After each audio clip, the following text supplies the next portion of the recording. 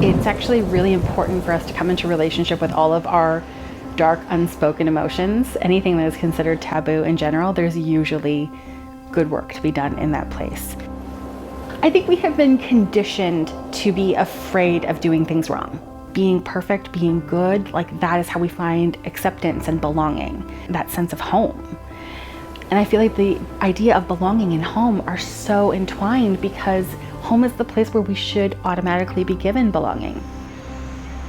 But I would say for most of us, that's not the case. And I think when we can be brave and where we can be willing for it to be awkward, clunky, to go into those darker edges, I actually think that that is some of the most courageous work that we can do and like the biggest gifts that we can give ourselves. When I was younger, growing up in a really volatile environment, there wasn't space for me to really have anger on my own.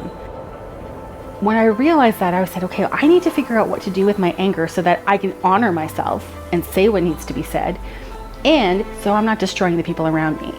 Because as an intuitive person, I was given the gift to know the heart of people, which in the wrong hands is the cruelest weapon. And I never, ever, ever wanted to weaponize that gift.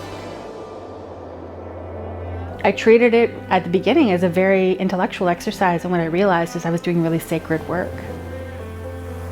The more women who can awaken their own sovereignty, the more we can start having these shifts changing in our family dynamics, and then in our workplaces, and then in our communities, and then in our countries.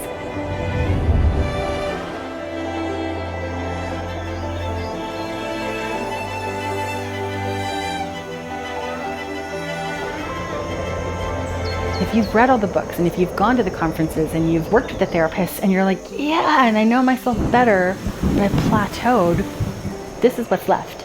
This is what's on the other side. And spiritual coaching is going to be what takes you just those extra layers deeper.